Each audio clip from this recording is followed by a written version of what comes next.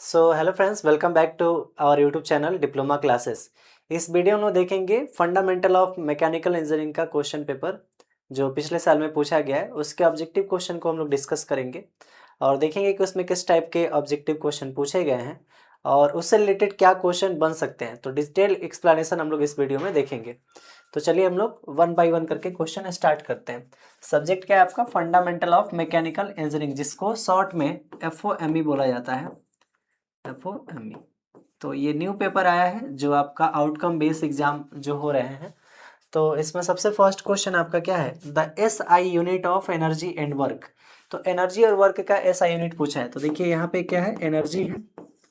Energy है और क्या है?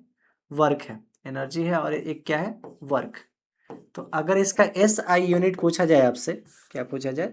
SI unit. तो ध्यान ये देना है कि जो वर्क होता है वो एक एनर्जी का फॉर्म ही होता है, या एनर्जी जो होता है वो भी एक वर्क ही होता है। तो इन दोनों का एसआई यूनिट भी सेम होगा। इन दोनों का एसआई यूनिट क्या होगा? सेम होगा। और वर्क और एनर्जी जो भी है इसका एसआई यूनिट क्या होता है? जूल होता है। क्या होता है? जूल होता है। तो इसको जूल लिखा जाता है, जिसको कैपिटल जे से दिखाते हैं, और कई जगह पे इसको किलो जूल भी लिखा जाता है। तो केजी से दिखाते हैं हम लोग इसको। किससे दिखाते हैं? केजी से भी दिखाते हैं। तो इस तरह से करके आपका इसका यूनिट होता है एनर्जी का या वर्क का। तो यहाँ से आपसे क्या पूछा था? The SI unit of energy and work. तो क्या हो जाएगा? ये जूल हो जाएगा। यहाँ पे देखिए एक टर्म लिखा हुआ है वाट। तो वाट जो होता है, वाट जो होता है ये पावर का ऐसा यूनिट होता है। ये किसका ऐसा यूनिट होता है?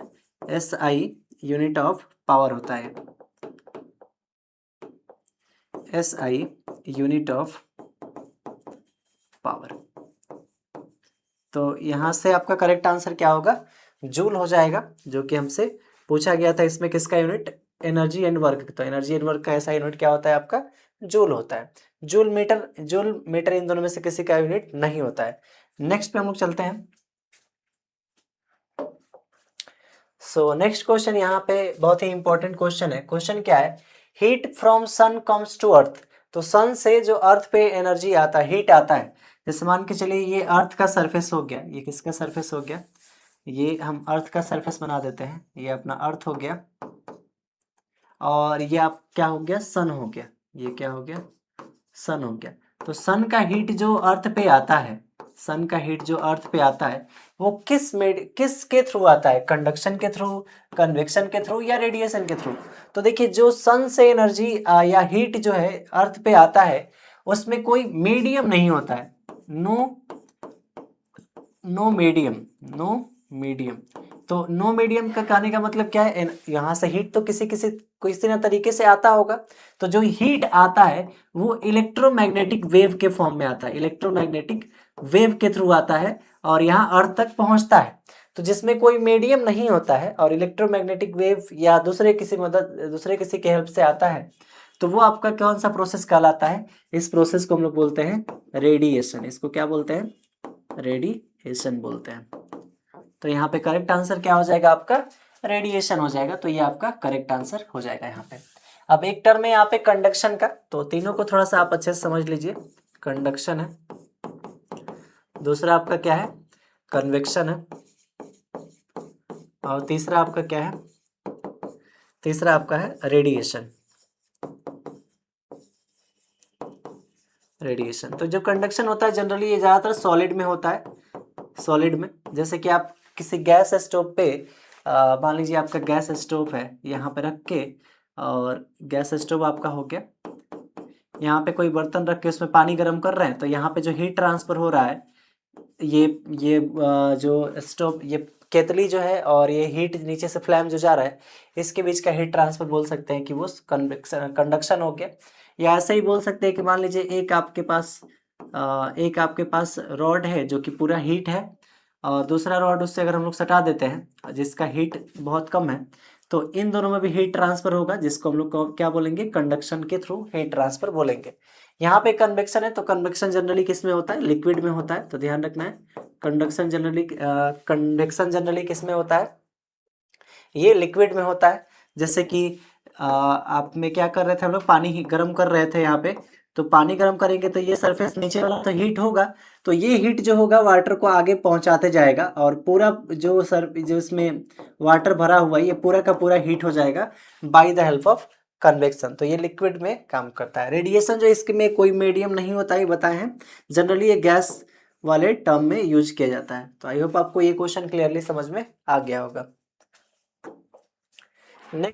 जीरो से हीरो बने अपने सेमेस्टर एग्जाम में टॉपर बन के, और टॉपर बनना है तो काफ़ी अच्छे तरीके से तैयारी करना होगा। जिनको भी हिंदी प्लस इंग्लिश दोनों मीडियम में अपने सेमेस्टर परीक्षा का तैयारी बिल्कुल जीरो लेवल से करना है, वीवीआई क्वेश्चंस के साथ, वीवीआई ऑब्जेक्टिव क्वेश्चंस के साथ और प्रीवियस ईयर क्वेश्चंस के साथ। इस एप्लीकेशन पर वही क्वेश्चंस दिया गया है जो आपके एग्जाम में पूछे जाएंगे। हिंदी प्लस इंग्लिश दोनों मीडियम में ही आप सभी को क्वेश्चंस मिलेगा, और इस एप्लीकेशन पर आपके हर एक ब्रांच का क्लास मिल जाएगा। तो आप लोग अभी डाउनलोड करें डिप्लोमा क्लासेस एप्लीकेशन, जो लिंक है इस वीडियो के कमेंट बॉक्स में है। यहाँ पे आप लोग सिर्फ और सिर्फ 29 रुपीज़ में आपको कोर्स में इनरोल होना है। कोर्स में इनरोल होने के बाद यहाँ पर आप सभी को मिलेगा सिलेबस, प्रीवियस ईयर क्वेश्चंस और कंप्लीट सिलेबस के अकॉर्डिंग यहाँ पर आपको क्लास मिलेगा। तो आप लोग देरी नहीं करें। अगर आप लोग चाहते हैं कि आप लोग अपने ब्रांच में काफ़ी अच्छा मार्क्स लाए, टॉपर बने, तो आप लोग कोर्स में इनरोल हो जाए, क्योंकि यहाँ पर वही क्वेश्चंस दिया गया है जो आपके एग्जाम में पूछे जाएंगे। नेक्स्ट क्वेश्चन हम लोग देखते हैं। तो अगला क्वेश्चन है, the highest temperature during the cycle in vapour compression system occurs after. तो highest temperature vapour compression cycle में कब होता है? तो वेपर कंप्रेशन साइकिल क्या होता है उसको थोड़ा सा समझ लेना है। VCRS साइकिल उसको बोलते हैं, वेपर कंप्रेशन रेफ्रिजरेशन साइकिल। तो इसके थोड़ा सा आप डायग्राम को समझ लीजिए। तो यहाँ पे जो होता है वेपर कंप्रेशन साइकिल, इसमें टोटल 4 कंपोनेंट होते हैं।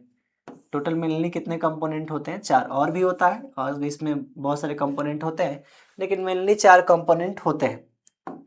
तो मेनली 4 कंपोनेंट होते कौन कौन से हैं? तो उसमें जो कंपोनेंट आपके होते हैं ये इससे जुड़ा हुआ होता है, ये इससे जुड़ा हुआ होता है और ये सब आपस में जुड़े हुए होते हैं। ये जो डिवाइस है, इस डिवाइस को हम लोग बोलते हैं evaporator.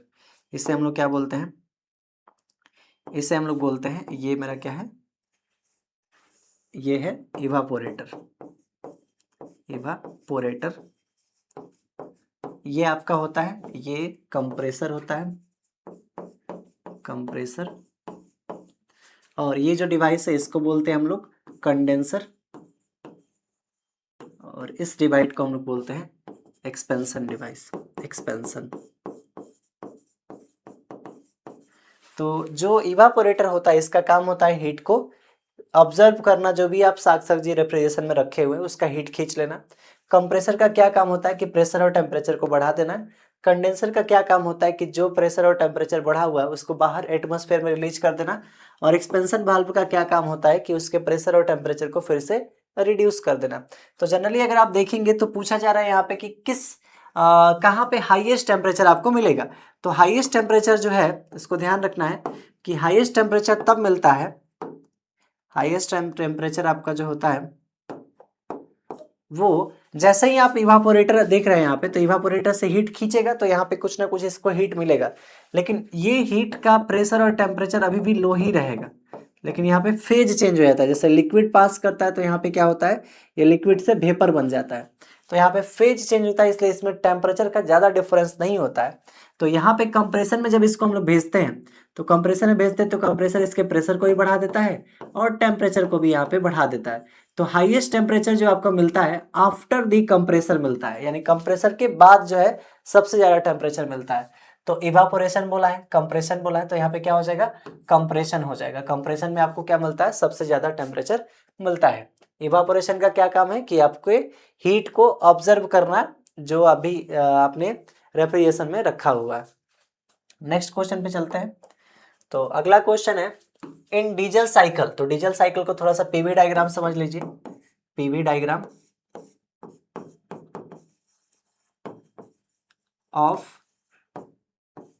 Of diesel cycle, diesel cycle. तो डीजल साइकिल का पीवी डायग्राम थोड़ा सा हम लोग समझ लेते हैं। तो यहाँ पे पीवी डायग्राम ड्रॉ कर देते हैं।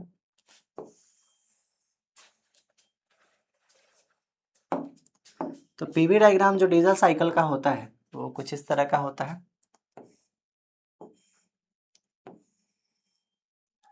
ये आपका क्या है, पीवी डायग्राम है डीजल साइकिल का, जिसको प्रेशर वॉल्यूम डायग्राम भी बोला जाता है। तो ये आपका क्या होता है, ये वाला जो पार्ट है ये क्या है, कांस्टेंट प्रेशर का है, और ये वाला जो पार्ट है ये कांस्टेंट वॉल्यूम क्या है, ये क्या है आपका वॉल्यूम, यहाँ पे कांस्टेंट होता है।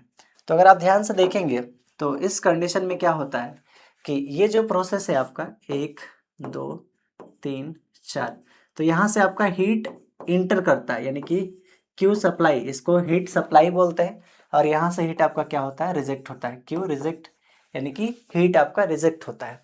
और ये जो 1 से 2 प्रोसेस होता है एडियाबैटिक कंप्रेशन होता है, ये क्या होता है आपका एडियाबैटिक कंप्रेसर, और 3 से 4 जो प्रोसेस होता है वो एडियाबैटिक एक्सपेंशन होता है। तो यहाँ पे आपसे क्वेश्चन में क्या पूछा है, in diesel cycle heat is rejected at constant, तो हीट रिजेक्ट किस कांस्टेंट चीज पे होता है, तो हीट जो रिजेक्ट हो रहा है वो कहाँ पे हो रहा है आपका कांस्टेंट, यहाँ पे देखिए कांस्टेंट वॉल्यूम पे। तो करेक्ट आंसर क्या हो जाएगा, वॉल्यूम, कांस्टेंट वॉल्यूम पे। तो कांस्टेंट यहाँ पे टेम्परेचर नहीं, प्रेशर नहीं, वॉल्यूम। अगर कांस्टेंट टेम्परेचर प्रेशर की बात करें तो यहाँ पे हीट सप्लाई होता है, कांस्टेंट प्रेशर पे हीट सप्लाई होता है। तो हीट रिजेक्ट कहाँ पे होता है, कांस्टेंट वॉल्यूम पे। नेक्स्ट क्वेश्चन हम लोग देखते हैं। सो नेक्स्ट क्वेश्चन है, यहाँ पे बोला है steel is more brittle than cast iron. तो देखिए ये एक तरह से इलास्टिक और ब्रिटल मटेरियल को थोड़ा समझ लीजिए। इलास्टिक मटेरियल में थोड़ा सा समझना है। इलास्टिक मटेरियल क्या होता है, जिसमें लोड लगाए और फिर उसको खींचे तो अपने शेप और साइज में पुनः वापस आ जाए, जो ओरिजिनल उसका शेप और साइज है। तो स्टील जो होता है मोस्ट इलास्टिक मटेरियल होता है, मोस्ट इलास्टिक मटेरियल जो है वो क्या है आपका, वो होता है स्टील। ये क्या होता है, स्टील होता है। तो कई बार आपको रबड़ का भी ऑप्शन देता है, तो कई लोग सोचते हैं कि रबड़ भी सबसे ज़्यादा इलास्टिक होगा, बट नहीं, स्टील सबसे ज़्यादा इलास्टिक मटेरियल होता है। अब यहाँ पे पता चल गया कि स्टील सबसे ज़्यादा इलास्टिक है, लेकिन यहाँ पे क्या बोल रहा है, स्टील इज मोर ब्रिटल। तो यहाँ पे ब्रिटल का एक टर्म आया है। तो ब्रिटल का मतलब क्या होता है कि ब्रिटल का मतलब ये होता है कि मटेरियल में प्लास्टिक डिफॉर्मेशन नहीं होगा, नो प्लास्टिक, देयर इज, यहाँ पे ध्यान रखना है, there is no plastic deformation. तो प्लास्टिक डिफॉर्मेशन नहीं होगा, इसका कहने का मतलब क्या है कि अगर ब्रिटल मटेरियल को हम थोड़ा सा भी खींचेंगे डायरेक्ट वो टूट जाएगा, उसमें कोई भी प्लास्टिक परमानेंट डिफॉर्मेशन नहीं होगा। तो अगर आप देखें तो यहाँ पे क्या है, कास्ट आयरन है। तो कास्ट आयरन और स्टील में कौन सबसे ज़्यादा ब्रिटल है, तो यहाँ पे देखिए ब्रिटल कौन सबसे ज़्यादा है, कास्ट आयरन सबसे ज़्यादा ब्रिटल है, क्योंकि वो शॉक ऑब्जर्वेंट कैपेसिटी भी उसके पास होता है, इसलिए उसको लेथ बेड में यूज किया जाता है। तो यहाँ पे बोला steel is more brittle than cast iron, बिल्कुल फॉल्स है ये। स्टील जो होता है वो लेस ब्रिटल होता है कास्ट आयरन से। तो यहाँ पे करेक्ट आंसर क्या हो जाएगा, ये स्टेटमेंट जो है फॉल्स है, स्टेटमेंट क्या है, फॉल्स है। नेक्स्ट पे हम लोग चलते हैं। तो अगला क्वेश्चन यहाँ पे है, time dependent permanent deformation is called. तो देखिए जो टाइम डिपेंडेंट परमानेंट डिफॉर्मेशन जो होता है, अगर टाइम डिपेंडेंट की जहां पे भी बात आएगी तो वो जो आपका होगा वो हमेशा क्या हो जाएगा, ये क्रीप हो जाएगा। ये क्या होगा, क्रीप। मतलब टाइम डिपेंडेंट वाला टर्म जो भी होगा जिसमें परमानेंट डिफॉर्मेशन आएगा वो क्रीप हो जाएगा। और अगर साइक्लिक लोडिंग की बात की जाए, साइक्लिक, यहाँ पे अगर साइक्लिक लोडिंग की बात की जाए, तो अगर आपके पास साइक्लिक लोडिंग आएगा तो साइक्लिक लोडिंग से जो डिफॉर्मेशन हो रहा होगा उसको फटीग बोलेंगे। क्या बोलेंगे यहाँ पे, फटीग बोलेंगे। तो इसको आपको ध्यान रखना है, जब भी टाइम डिपेंडेंट की बात की जाए तो क्रीप आएगा, और साइक्लिक लोडिंग मतलब कि उसको घुमाने से अगर मटेरियल टूट रहा है तो वो क्या हो जाएगा, आपका फटीग का कंडीशन आएगा। तो यहाँ पे टाइम डिपेंडेंट है तो क्या हो जाएगा, क्रीप हो जाएगा। नेक्स्ट क्वेश्चन हम लोग देखते हैं। तो अगला क्वेश्चन है यहाँ पे, dash dash machine is known as the mother of machine. तो ध्यान रखना है, बहुत इंपॉर्टेंट क्वेश्चन है ये। मदर ऑफ मशीन जो होता है, मदर ऑफ मशीन क्या होता है आपका, उसको हम लोग लेथ मशीन बोलते हैं। क्या बोलते हैं? Lathe machine. तो लेथ मशीन को हम लोग क्या बोलते हैं? मदर ऑफ मशीन बोलते हैं। लेथ मशीन को क्या बोलते हैं हम लोग? मदर ऑफ मशीन बोलते हैं। इसको ध्यान देना है, क्योंकि लेथ मशीन पे हम लोग बहुत सारे ऑपरेशन कर सकते हैं और सबसे पहला जो मशीनिंग ऑपरेशन था वो लेथ मशीन ऑपरेशन ही था। तो करेक्ट आंसर यहाँ पे क्या हो जाएगा? लेथ हो जाएगा। नेक्स्ट क्वेश्चन पे हम लोग चलते हैं। तो अगला क्वेश्चन है dash dash form of metal. मतलब फॉर्म ऑफ मेटल, कौन सा फॉर्म ऑफ मेटल होगा? मेटल के फॉर्म कई तरह के हो सकते हैं, लिक्विड फॉर्म भी हो सकता है, सॉलिड फॉर्म भी हो सकता है। Used in casting process. तो कास्टिंग प्रोसेस का मतलब क्या होता है कि आप मतलब मेटल को ढलाई कर रहे हैं एक तरह से। कोई आपने सांचा बना दिया इस तरह का, कि आप मान लीजिए आपने कोई इस तरह का सांचा बना दिया और अब आपको क्या करना है? ऐसा शेप बनाना है। तो आप जब भी इसमें मेटल भरेंगे, बाहर से जो मेटल भरेंगे, वो मेटल अगर सॉलिड होगा तो अंदर तो जाएगा ही नहीं, इसलिए जो भी मेटल इसमें भरा जाएगा वो क्या होना चाहिए? हमेशा लिक्विड फॉर्म में होना चाहिए। लिक्विड फॉर्म में होगा तभी हर जगह पहुंच जाएगा और आराम से आपका कास्टिंग प्रोसेस हो जाएगा। ये कौन सा प्रोसेस हो जाएगा? यहाँ पे कास्टिंग हो जाएगा। यहाँ पे क्या हो जाएगा? आपका कास्टिंग प्रोसेस कंप्लीट हो जाएगा। तो मतलब जो हमारा मेटल होना चाहिए तो किस फॉर्म में होना चाहिए? यहाँ पे लिक्विड फॉर्म में। क्या होना चाहिए? लिक्विड फॉर्म में। तो करेक्ट आंसर यहाँ पे क्या हो जाएगा? ये लिक्विड हो जाएगा। सो आई होप आपको ये क्वेश्चन में क्लियरली समझ में आ गया होगा। नेक्स्ट क्वेश्चन हम लोग देखते हैं। तो अगला क्वेश्चन है dash dash dash dash in gear train the first and last gear lies on the same axis. तो गियर ट्रेन तो आप लोगों ने पढ़ा होगा बहुत सारा गियर ट्रेन। तो गियर ट्रेन कुछ इस तरह से होते हैं, एक गियर दूसरे से कनेक्टेड होता है। ये सब क्या होते हैं? गियर ट्रेन होते हैं। मान लीजिए गियर 1 है, गियर 2 है, ये गियर 3 है, ये गियर 4 है। तो ये एक तरह का क्या होता है? गियर ट्रेन होता है। क्या होता है आपका? एक तरह से गियर ट्रेन होता है। तो यहाँ पे बोला है कि अगर उसका फर्स्ट और लास्ट गियर सेम शाफ्ट पे लाई करे। मान लीजिए ये शाफ्ट है, उसका फर्स्ट गियर यहाँ पे है और बहुत सारे गियर मान लीजिए इसमें लगे हुए हैं, लेकिन लास्ट गियर जो है उसी शाफ्ट पे रहे अगर, तो अगर फर्स्ट और लास्ट गियर, ये आपका क्या है? फर्स्ट और ये आपका लास्ट गियर है। तो फर्स्ट और लास्ट गियर अगर सेम शाफ्ट पे रहते हैं तो उसे हम लोग रिवर्टेड गियर ट्रेन बोलते हैं। इसे हम लोग क्या बोलते हैं? रिवर्टेड गियर ट्रेन बोलते हैं। तो करेक्ट आंसर यहाँ पे क्या हो जाएगा? सेम एक्सिस पर रहेगा तो उसे रिवर्टेड बोलेंगे।